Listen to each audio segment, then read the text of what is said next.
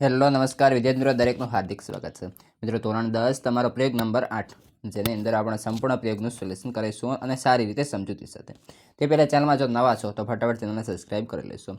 મિત્રો, 8 નંબર પ્રયોગ છે, તેની અંદર તમારે તારીખ તો કે આજની લખી લેવાની રહેશે. પ્રયોગ કરવા પાછળનો હેતુ શું છે તો કે સાબુની નરમ પાણી અને કઠિન પાણીમાં પ્રક્રિયા સમજવાની છે અને કઠિન પાણીમાં સાબુ અને ડિટર્જન્ટની પ્રક્રિયા સમજવાની છે. તો તેની અંદર સાધનો કયા જોઈશે તો ફક્ત 4 બીકર જોઈશે. પદાર્થો તો કે વરસાદનું પાણી, કૂવાનું પાણી, સાબુનું દ્રાવણ, વરસાદનું અને કૂવાનું પાણી, સાબુ અને ડિટર્જન્ટનું દ્રાવણ જોઈએ. આકૃતિ કઈ રીતે છે તો સમજીએ કે પહેલાં જો 4 બીકર આપેલા છે અને 2 પ્રકારની જે છે આપણે પ્રયોગ કરવાના છે. અહીં પહેલો, અહીં બીજો. તો આની અંદર તમારે જો પહેલાંની અંદર એ છે આપેલો, તો એની અંદર પહેલાં નરમ પાણીમાં સાબુનું દ્રાવણ પણ તો કે સાબુનું દ્રાવણ છે. આની અંદર દહીં જેવો ઘન પદાર્થ છે, આ જે નીચે પડ્યો છે તે, અને આ જે છે કઠિન પાણીમાં સાબુનું દ્રાવણ છે.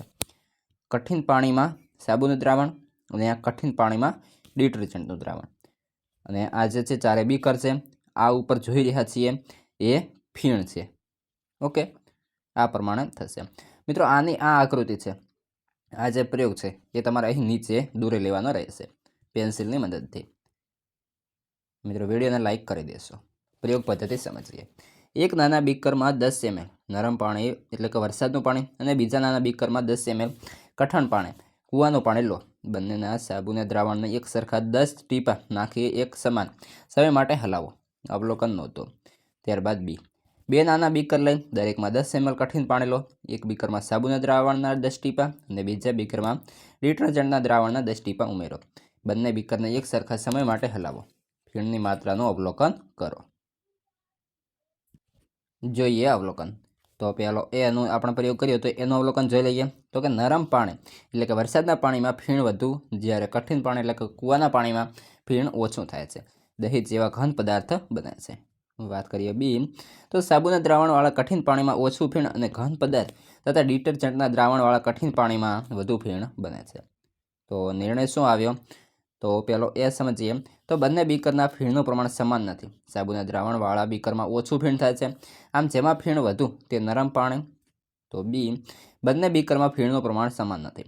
સાબુના દ્રાવણવાળા બીકરમાં ઓછું ફીણ થાય છે, આમ જેમાં ફીણ ઓછું તે કઠિન પાણી. ત્યારબાદ જ્ઞાન ચકાસણી.